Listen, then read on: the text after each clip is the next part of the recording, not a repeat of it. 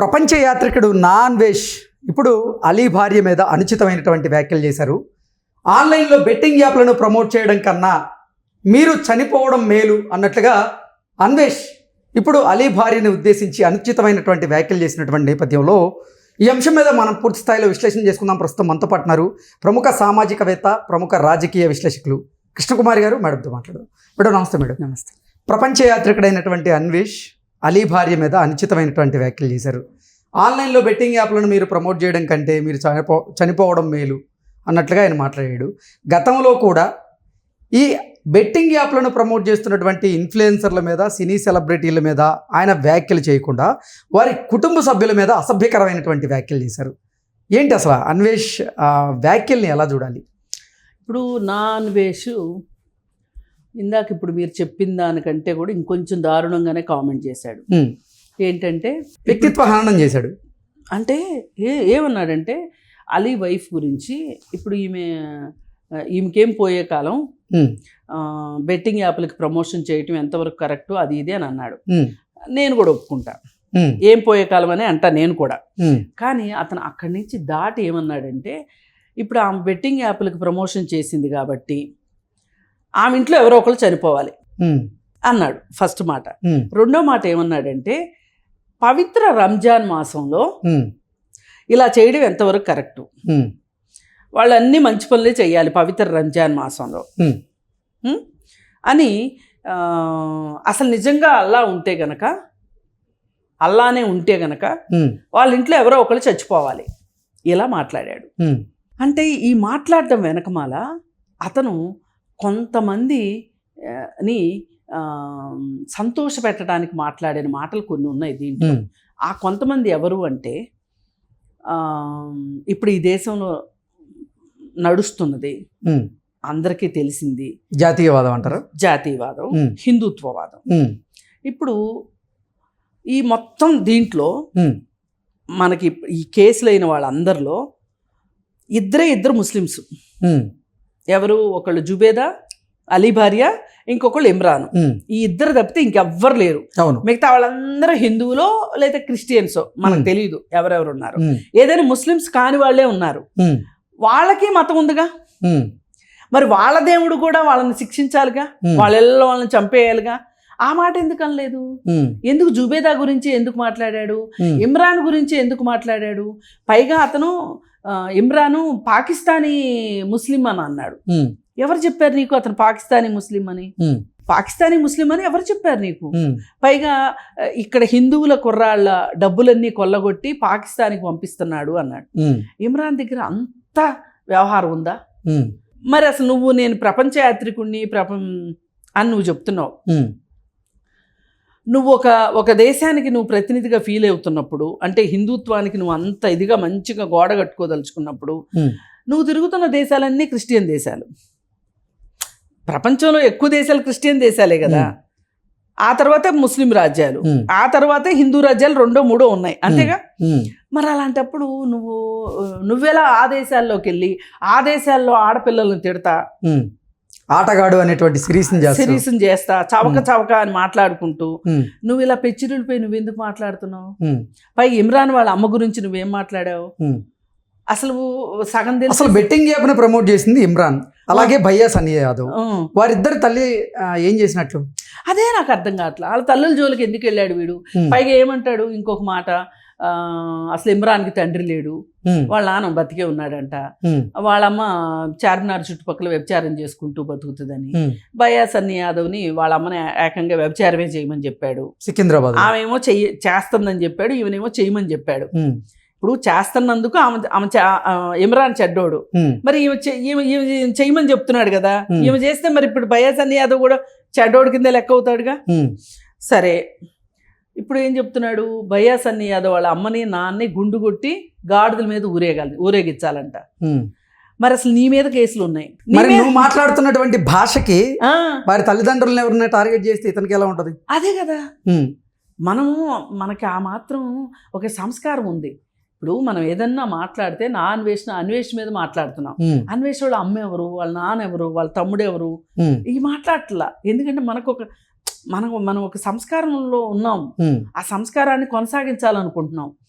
ఏది ఏమైనప్పటికీ వీడు నోటికి హద్దు ఆపు లేకుండా నిన్న తులసి చందుతో ఒక ఇంటర్వ్యూ, ఆ ఇంటర్వ్యూలో కూడా ఆమె ఇంటర్వ్యూ ఆశాంతం మీరు చేస్తున్న పోరాటం చాలా మంచిదే, మీరు నిజంగా చాలా గొప్పవాళ్ళు ఇది చేసినందుకు గాను, ఏది ఏమైనా ఇవన్నీ ఓ పక్కన పెడితే రెండో పక్కన మీరు మాట్లాడే భాష బాగుండట్లేదు, మీరు వాళ్ళని కించపరిచేలాగా మాట్లాడటం బాగాలేదు అంటే అతను సమాధానం చెప్పకుండా ఎలాంటి వాళ్ళతో అలాగే చెయ్యాలి, వీళ్ళు బెట్టింగ్ యాప్లు చేశారు కాబట్టి వీళ్ళ గురించి నేను ఎలాగే మాట్లాడాలి, అన్ని తనని తాను సమర్థించుకుంటూ ఇంకా సమాధానం చెప్పలేని పరిస్థితి. ఏదో సమాజాన్ని ఉద్ధరిస్తున్నట్లుగా ఆయన వెనకేసుకురావడం ఏంటి? అసలు ఈయన చేసిన వీడియోలు ఏంటి అసలు?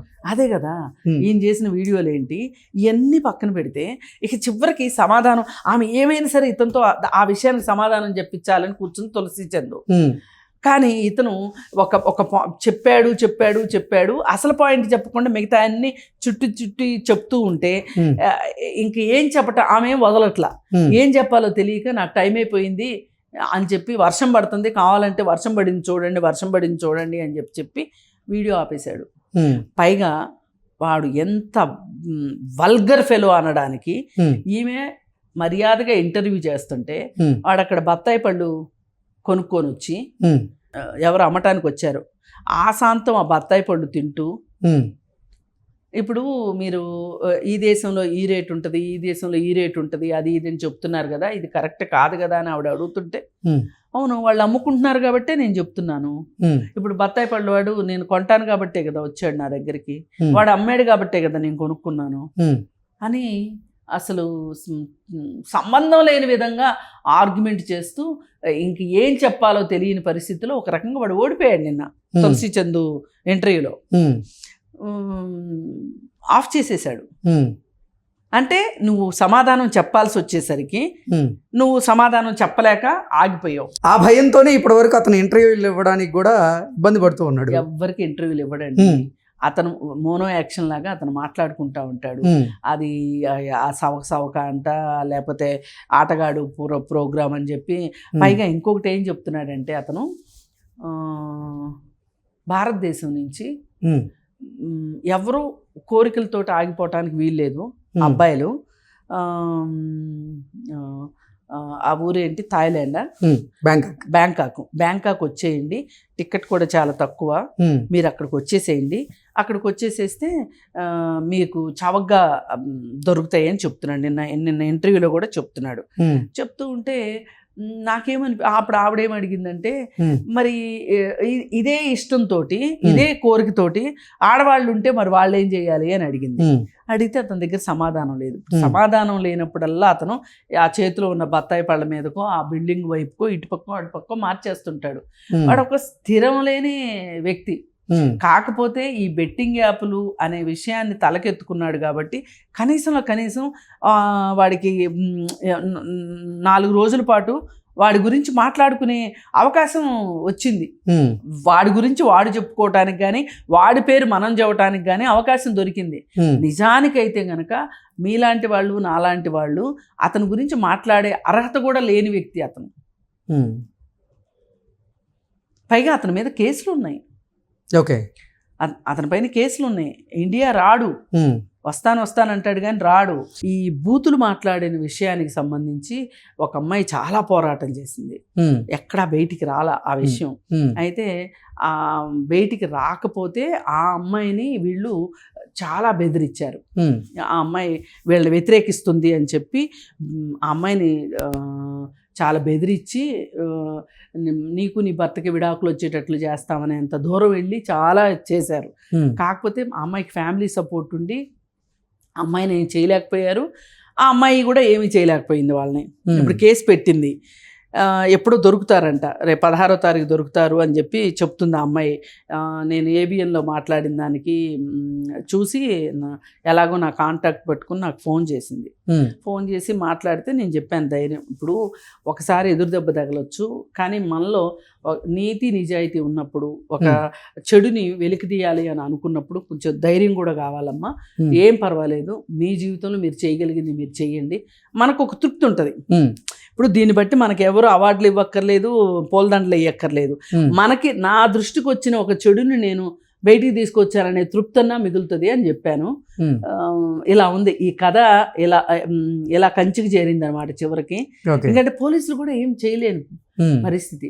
మరి ఈ అంశంలో ఇంకొకటి, నేను అతని మాటల గురించి, మహిళల పట్ల అతను చేస్తున్న కామెంట్స్ గురించి మాట్లాడుతున్నానని ఎవరెవరినో తన గ్యాంగ్ని పంపించి నా మీద ఇష్టారీతిన బూతులు పెట్టిస్తున్నాడు.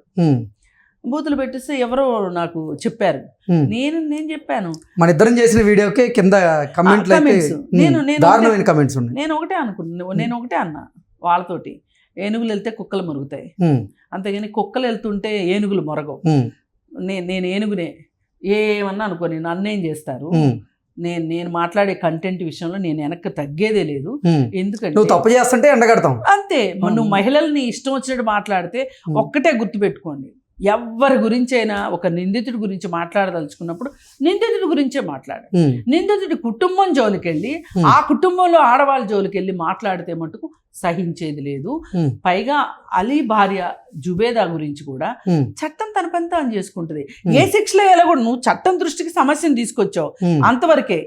ఆ సమస్యని చట్టం చెప్పడానికి నువ్వెవరు? చట్టం తన పని తాను చెయ్యకపోతే నువ్వు ప్రెషర్ చేసే హక్కు నీకుంది, కానీ ఆమె చనిపోవాలి అంటే ఇదేమన్నా. నాకు ఇదంతా చూస్తుంటే ఏమనిపిస్తుందంటే, వంగా సందీప్ రెడ్డి సినిమాలు గుర్తొస్తున్నాయి. అక్కడ చట్టం ఉండదు, పోలీసు ఉండడు, న్యాయస్థానాలు ఉండవు, జడ్జీలు ఉండదు, ఎవరు ఉండరు, అలా సాగిపోతూ ఉంటుంది కదా. అట్లాగే ఉంది వీడి సంగతి చూస్తే. ఇప్పుడు జుబేదా చచ్చిపోవాలని అనే హక్కు ఎక్కడుంది వీడికి? మరి నిజంగా వాళ్ళు చేసింది నేరమే, నేను కాదనట్లా. ఇప్పుడు వీళ్ళని నేరస్తులుగా చట్టం దృష్టికి, చట్టంలోకి తీసుకొచ్చే అవకాశం ఉంటే వీళ్ళని ఈరోజు